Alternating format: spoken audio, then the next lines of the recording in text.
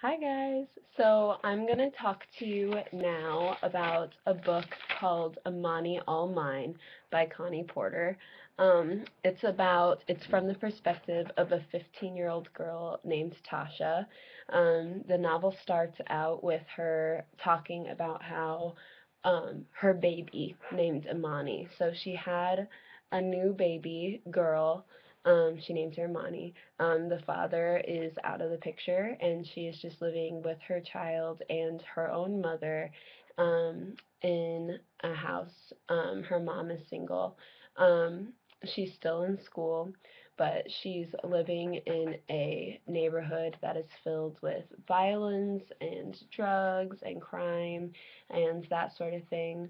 And in school, she's part of a support group for single mothers led by a woman named Mrs. Poole, who kind of is a mentor for them and who's really helping them, even though her breath smells, which is kind of a funny detail about her.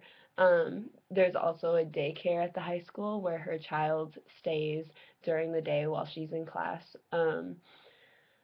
Her best friend, Ebony, is also in this class with her, having had two twin girls towards the beginning of the book. And so she has a lot of camaraderie with her friend, Ebony, because they're going through a similar thing, and they sit together in this class that I'm talking about. Tasha is very smart. She's a very intelligent person. Before she had Amani and after, she is in the honors classes at her high school, kind of on the high track in her education.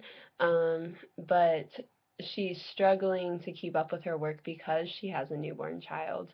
And but she still does it, and she has a lot of integrity about it. But she is being treated poorly by her teachers, some of them saying terrible things to her about how her life is going to turn out because of what her circumstances are right now, basically reducing her to the stereotype of her circumstances, which is not okay and not very fun. But she definitely struggles with self worth, not only from that, but because of sexual violence that becomes apparent throughout the book that she's had to deal with. And she is fighting to keep an image of herself as a competent, caring, responsible, loving mother to her child Imani, and you can tell throughout the whole book that she really cares about her and is doing her best as a mother. It's a very interesting story. Um, but she has to deal with tons of stuff. She has to deal with her mom, who's like partially absent and not really supportive of her. She has to deal with like all these things from her past that are coming back to haunt her. She has to deal with sexual trauma, new sexual experiences that she has in the course of the book. Just the stress of raising a child, obviously, but coupled with the stress of being a teenager, being in high school, dealing with school, and heading towards graduation and a future that might look scary because of the situation she's in and because of um, the place she's surrounded with. Um, so the book has a lot of feelings of like self doubt and low worth that she's working through, and also extreme violence happens in the book, immense sorrow and trauma, a lot of things that she has to work through, especially towards the middle end of the book, but all throughout really. And at the end of the book, she comes to a faith, which helps her a lot in dealing with some of those things. So that's kind of like part of the resolution of the book. But I really don't want to give away any of the main plot points because I want you guys to read it. So that's a summary. One of the really cool things about this book is the voice. Connie Porter, the author, did a really great job of capturing a voice in making a character out of it. It's actually the diction, the style of the voice is in Ebonics, which, if you don't know, is the American Black English regarded as a language in its own right, and not just as a dialect of standard English. So kind of the African American diction, the way of speaking the language, which is really interesting. It's super powerful, and it really puts you into the perspective of Tasha and what she's going through and how she thinks and her world. It it really puts you in the mind of the character, which is really awesome. So I actually wanted to read you a couple paragraphs from the beginning of the book. This is the book, Imani All Mine. It's hard to put it in there, but I'm going to read the first couple paragraphs for you guys. Mama say I'm grown now because I got Imani. She say Imani all mine. I know she all mine, and I like it just like that, not having to share my baby with no one. Imani even look like me. I know she do. Got my nose on her face and my lips, my hands. Her fingers shaped just like mine, wide and flat.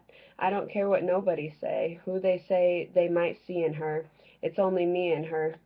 When I be gettin' up with her at night, it be my own face looking back at me. I want to be mad at her because it be 2 o'clock in the morning. Imani so little she don't know when it's a weekend, and I ain't got to get up and go nowhere. She don't know when it's a weekday, and I be having to get up and go to school. It's high school now, Lincoln. I got to get there a whole hour earlier than I had to get to middle school. But I don't be mad at Imani when I look her in the face and see me. I be smilin' at her. Real quick I go to her, because Mama done told me she don't want to hear Imani crying. She say she going to get me if she cry too much. So that kind of sets up the book and the scene, and you see that there's tension with her own mother and just like tension with dealing with having a child. But you can tell that she clearly loves Imani from the very first page. So it's a very powerful, emotional story, and I would definitely recommend it to girls and probably high school age, so that you can really relate to the situation, or maybe from a distance, but or maybe not, but just so that you can be mature about the issues that happen in the book. And because Tasha herself in the story is a freshman in high school, so she's dealing with the same kinds of things that you might be dealing with. So I want to talk real quick about the author, Connie Porter. She grew up in a housing project in the city of Lackawanna, New York. She was the second youngest of 9 siblings, so she had a really big family. She went through an honors high school, and she graduated from there, and then she got her undergraduate degree at the State University of New York in Albany in 1981, and she earned her master's at Louisiana State. And she spent a lot of time after that teaching English and creative writing at the university level, so for other university age students. And she's only actually written 2 books. This is one of them, and it is a young adult novel, but her other book is actually an adult novel. It's called All Bright's Court. But both of the stories deal with being black, female, poor, marginalized, and brilliant in the ability to find beauty in themselves, and also like pulling it from a world around them that it might be hard to pull beauty from, which is really powerful. And she actually lives with her mother and her young daughter, kind of similar to Tasha's character in the book, but obviously there's differences there, but an interesting parallel. And she was the regional winner in Granta's Best Young American Novelist contest. So that's just a little bit about Connie Porter. If you're interested in the book, I would definitely recommend reading it, checking it out. Yeah, so thank you for listening.